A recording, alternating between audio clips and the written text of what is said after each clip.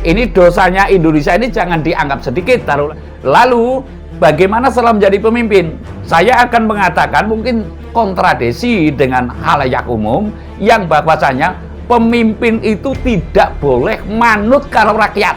Ya, pemimpin ora kena manut karo rakyat.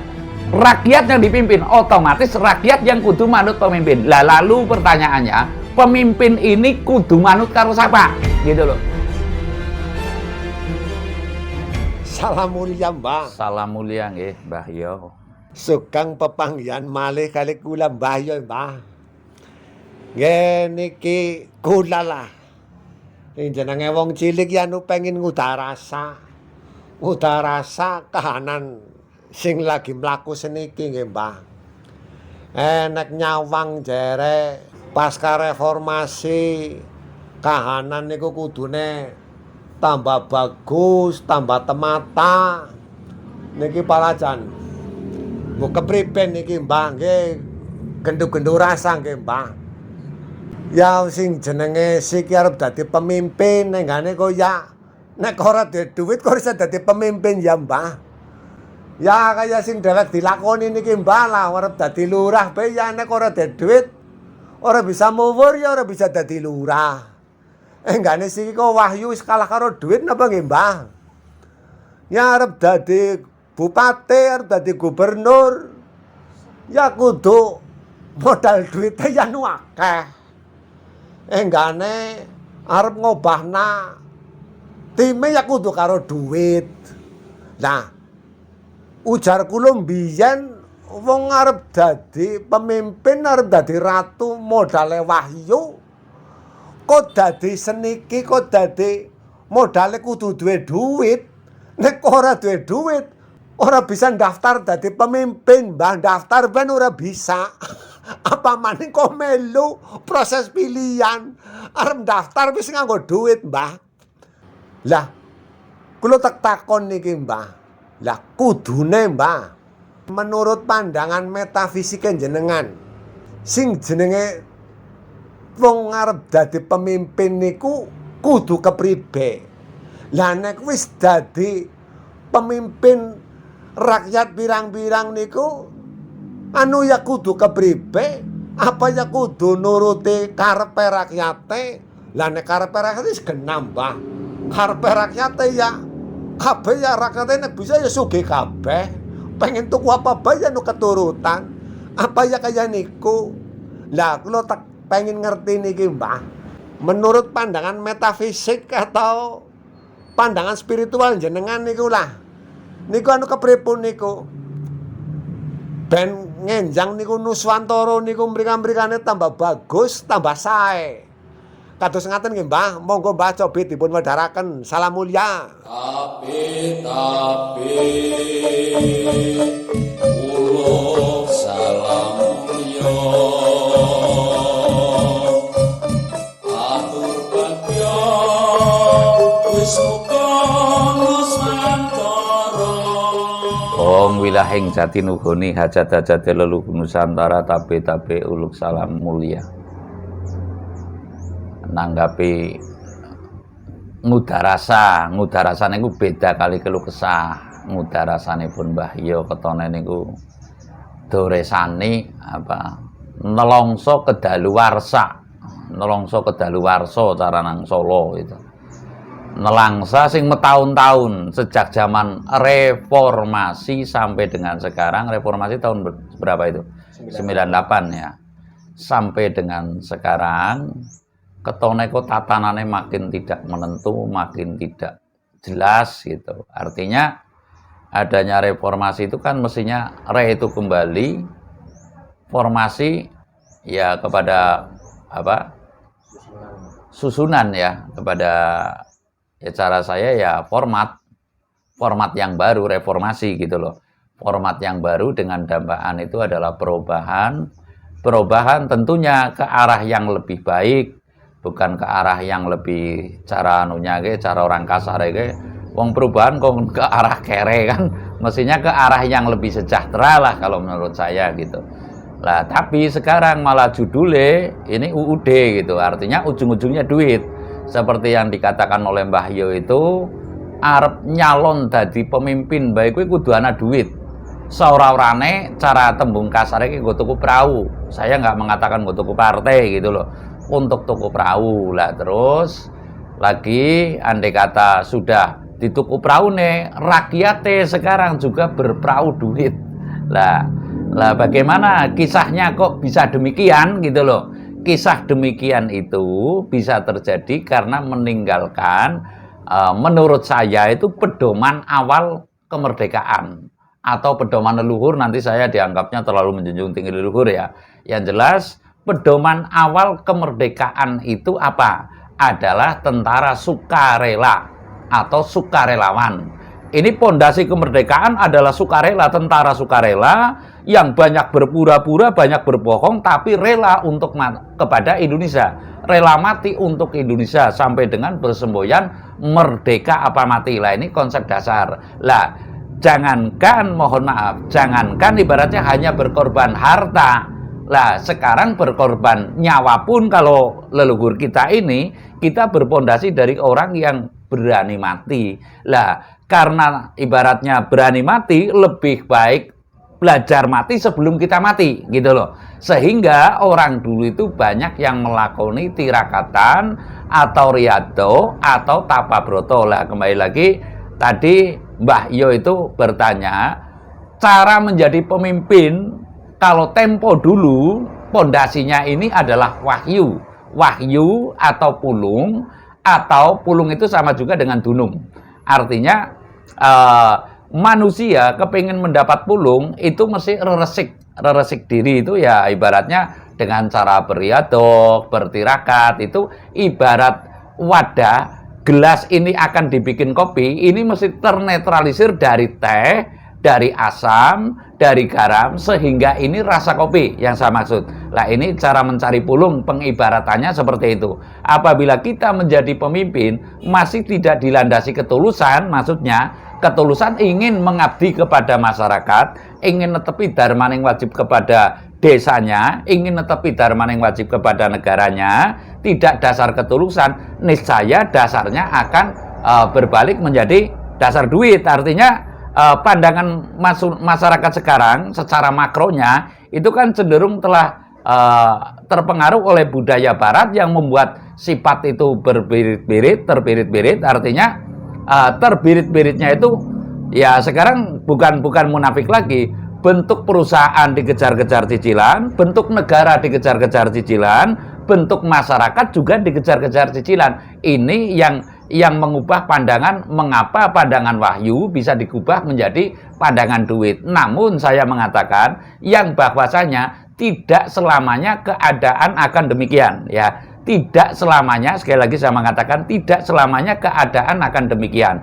Sebab saya pernah mengatakan ngejobo dadi pemimpine para manungsa, pemimpine bangsa manungsa iku kudu bisa mimpin bangsa lelembut, gaibe para lelembut, maksudnya gaibnya para wit-witan, gaibnya para binatang. Lah ini pokok, ini pondasi bagi kita yang meyakini. Artinya dalam kondisi seperti ini kita tidak perlu panik-panik amat.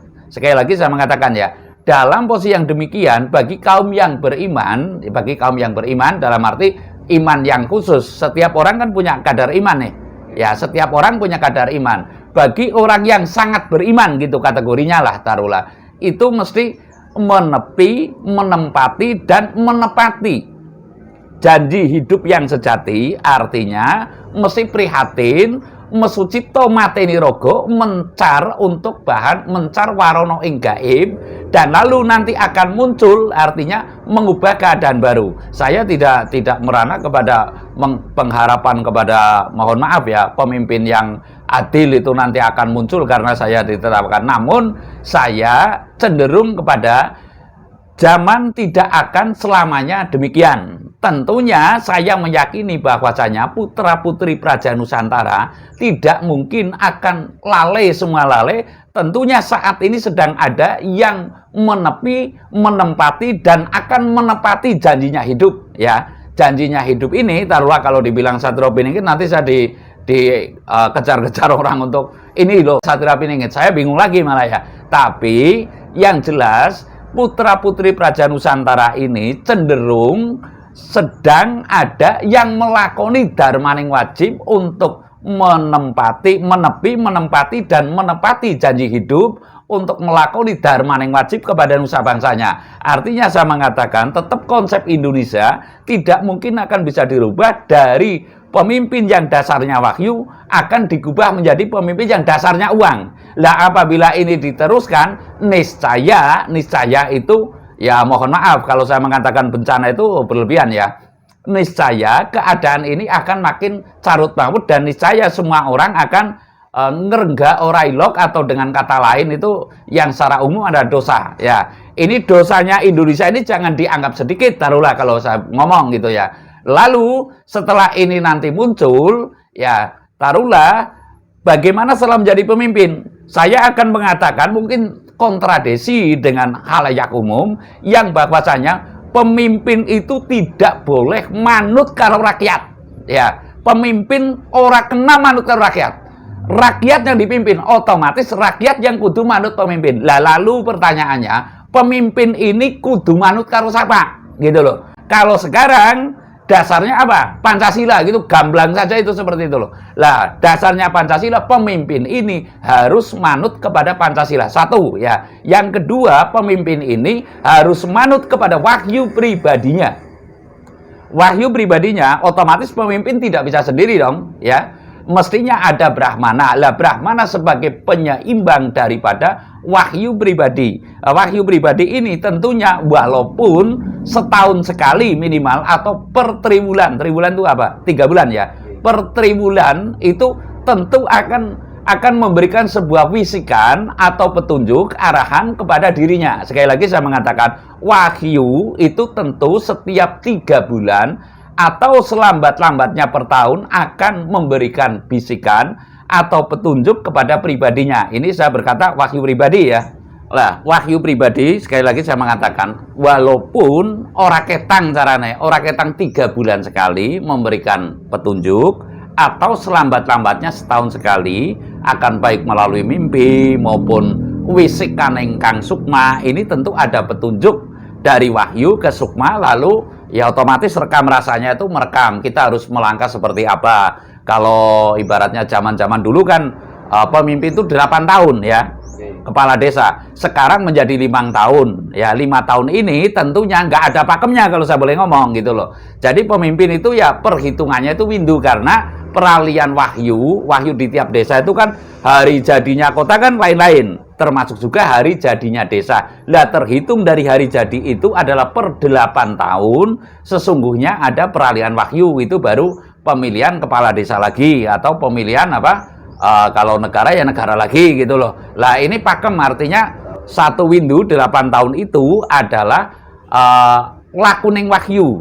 Artinya dulu ini 8 tahun pemilihan kepala desa, per 8 tahun baru pemilihan lagi. Lah saya mengatakan cenderung, jadi sebelum menjadi pemimpin, ini saya mengatakan ya, sebelum menjadi pemimpin mesti mencari pulung lah, gitu aja lah. Pulung ya termasuk wahyu itu kan, kalau skala desa itu ya daru gitu, pulung lah, sejenis pulung, atau mencari dunung. Caranya adalah resik, tirakatan, yang saya pernah mengatakan intinya pada hari kelahiran, jenjeman 40. Ini kalau ibarat tabiat orang Jawa gitulah, ibaratnya apa, tradisi orang Jawa begitu. Namun kalau di Lombok mungkin atau di Sumatera ya dengan kekancingan leluhurnya seperti apa begitu loh. Lah ini niscaya proses menjadinya kepala desa atau proses menjadinya pemimpin tidak akan memakai uang. Contoh, bisa saja Indonesia ini nanti, mohon maaf ya, analakon beslit cemantel gatak. Ini sudah merupakan kekancingan, karena apa? Semua pemimpin sudah tidak bisa memimpin.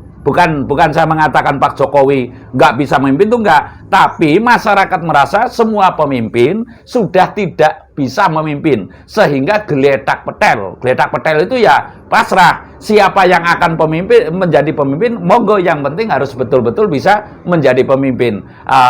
Dan yang demikian ini yang menyebabkan pemimpin tidak harus menuruti kemauan rakyat ya. Sekali lagi, pemimpin, saya mengatakan pemimpin nggak boleh nih manut karo rakyat, itu kena gitu loh. Tapi manut dengan, kalau Indonesia dasarnya Pancasila, dan lalu wahyu pribadinya, dan lalu dengan perimbangan dengan brahmana negaranya, begitu loh. Jadi tidaklah sia-sia dalam menjadi pemimpin. Loh, pemimpin kok didikte sama rakyat, apa jadinya ibaratnya? Pemimpin didikte sama rakyat, apa jadinya? Kalau rakyat bilang saya minta uangnya, rakyat harus nggak dikasih, marah nggak gitu loh. Kira-kira terus mencela nggak? Jadi pemimpin kalau sudah ibaratnya menuruti rakyat, niscaya beberapa breh. Namun tidak menuruti rakyat, tapi menuruti Pancasila. Sehingga mohon maaf, taruhlah kalau sudah menuruti Pancasila, niscaya menuruti kemauan rakyat, begitu loh. Nah ini perbedaannya, saya cenderung mengatakan mungkin sedikit kalau ditelaah itu akan mentah ya. Tapi pemimpin tidak boleh menurut saya, ya pendapat saya, manut karo rakyat, menuruti kemauan rakyat. Lah ini yang membuat kacau dan balau sekarang, karena segala sesuatu dibeli dengan uang, ya termasuk suara terbanyak itu tidak bisa dipungkiri ya. Sekarang yang senang mohon maaf dengan calon presiden A umpamanya, ini berani berkorban mas, ya kan? Apalagi dengan mohon maaf prospek ke depan, apabila ini jadi saya akan mendapat sesuatu ibaratnya, ini berani berkorban lah. Sehingga mohon maaf banyak terjadi, bukan rahasia umum, bukan rahasia lagi sekarang, tapi rahasia umum lah taruhlah, bahwasanya kepala desa sekarang ada yang 100, ada yang 150, ada yang sampai 500 untuk membeli suara demi unggul suaranya begitu. Jadi sekarang sudah bukan rahasia umum lah. Bagaimana caranya kita bisa mengembalikan lagi? Ya tidak lain tidak bukan, saya mengatakan salah satu dari putra-putri Praja Nusantara. Saya yakin Nusantara ini generasinya, ya kata kasarnya, ora kabeh bejat lah. Oh tidak, semua itu tidak bermoral. Saya yakin masih ada yang bermoral, saya yakin masih ada yang berpancasila, saya yakin masih ada yang bernurani, sedang melakukan untuk mendapat wahyu, untuk bagaimana Indonesia itu lebih cerah daripada yang sekarang. Reformasi betul-betul terwujud ya, walaupun mungkin reformasi ya kategorinya mungkin melalui revolusi ya, namun cenderung revolusi alam bukan revolusi manusia begitu loh. Revolusi alam ini yang membuat nanti suasana ini geletak pedel, sehingga masyarakat wis apa bae semimpin, sing penting bisa nentremake nusa bangsa dan negaranya termasuk pribadinya. Saya rasa demikian, terima kasih.